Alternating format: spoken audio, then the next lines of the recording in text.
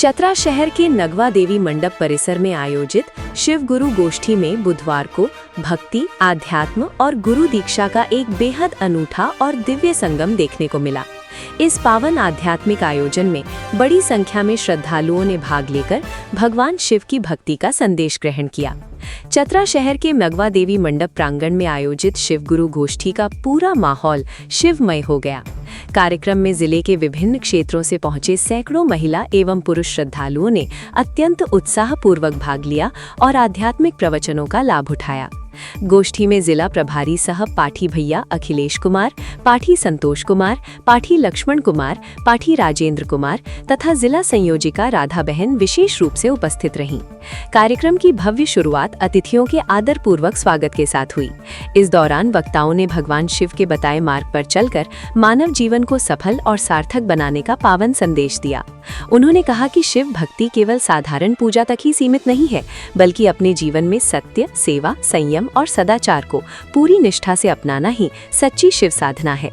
इस विशेष कार्यक्रम में बड़ी संख्या में श्रद्धालुओं ने गुरु दीक्षा ग्रहण की और शिव गुरु परिवार से आजीवन जुड़ने का संकल्प लिया। वहीं राधा बहन ने शिव के 3 सूत्रों की विस्तृत व्याख्या करते हुए बताया कि किस प्रकार भगवान शिव से पिता पुत्री का आध्यात्मिक संबंध स्थापित कर व्यक्ति अपने जीवन में असीम सुख, शांति और सकारात्मक ऊर्जा का अनुभव कर सकता है। पूरे आयोजन के दौरान भक्ति गीतों, आध्यात्मिक संदेशों और गुरु वंदना से पूरा वातावरण भक्तिमय बना रहा। श्रद्धालुओं ने भगवान भोलेनाथ की भावपूर्ण आराधना कर सुख, समृद्धि और विश्व कल्याण की कामना की। आगे देखिए शिव गुरु गोष्ठी और शिव चर्चा की मनमोहक झलकियां। चतरा से हमारे संवाददाता कमलापति पांडे की विशेष ग्राउंड रिपोर्ट। बने रहिए न्यूज़ स्केल लाइव के साथ, भरोसे की पहचान। हो जाएंगे दीदी। और ये है कि हम लोग पहला में बोलते हैं कि हे शिव, आप मेरे गुरु हैं, मैं आपकी शिष्या हूँ, मुझ शिष्या पर दया कर देना। हे परम पिता परमेश्वर, आपके सिवाय मेरा कोई नहीं है, आप जो है से आप ही हैं। मैं आपकी बेटी हो जाऊं, आप मेरे पिता हो जाइए। यही गुण है दीदी। और जिस घर में मेरे गुरुवर अपने पिता बन जाएंगे, उस घर में दीदी सब कोई का वचन, सबका आपकी संस्कार, उस समय अगला आदमी आपको गाली दे रहा है दीदी, आप रुक जाइए ना। आपकी अगला आदमी कटपट बैठ के चलते हैं तो लगता है कि हम लोग कल हम लोग जा रहे थे डीसी ऑफिस तरफ, हम लोग 10 महिला अपना सामान जुटाने के लिए, तो लग रहा था कि वो आनंद, वो मेरी गुरु बहना लोग हम लोग इसी तरह चलते रहे बनते हुए। मेरी माँ की दया है और मेरे परम पिता परमेश्वर की दया है। हम लोग एक साथ एक थलिया में बैठ के खाएंगे और इस तरह निकलेंगे तो लगेगा मेरी चतरा की गुरु बहना क्या है। अब साहब चतरा से बहुत खुश रहते थे, पता है कि मेरे साहब इस घड़ी अभी आ गए हैं दीदी। और सही में लगता है आप किधरों जाइए ना तो लगता है साहब का ही दिया हुआ चीज है और साहब दर्शन देते हैं दीदी। तो अपना गुण में रहिए, दुनिया क्या कह रहा है उससे मतलब नहीं रखिए। और जहाँ भी जाइए दूसरा चर्चा है, जो साहब दिए हैं मेन हम लोग को मेन है, वही मकसद है चर्चा। चर्चा कहीं भी जाइए और चर्चा कीजिए ना दीदी।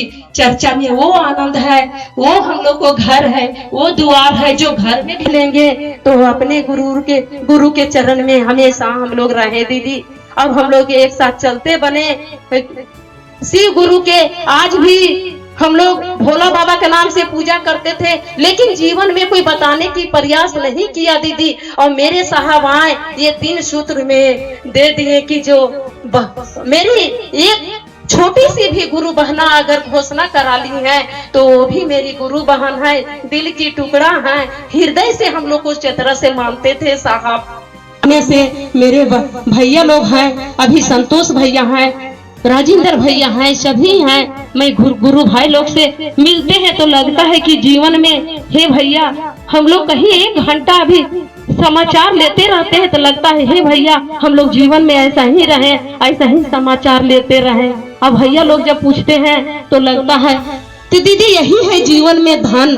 और क्या कमाएंगे दीदी, कमाने वाला व्यक्ति सब तो महादेव के दिया हुआ है। लोग कहता है कि जो हम लोग को समय नहीं मिलता है दीदी, 1 घंटा पहले जब हम लोग चलते थे पुराना गुरु बहान, कोई शर्मिंदा नहीं है दीदी। हम बर्तन भी धोने के लिए, चप्पल भी उठाने के लिए, हम सभी चीज तैयार होते हैं। हे महादेव सभी के साथ में, हम लोग गुरु बहानों के साथ में ऐसा ही रखे रहे और बनाए रखे यही।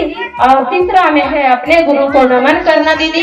नमन ऐसी भाव से करें, मेन हम लोग को मकसद है चर्चा नमन दया। हम लोग दूसरे को कीजिएगा तो अपना दया मिलेगी, दूसरे को जैसा कीजिएगा दीदी अपना मिलेगा।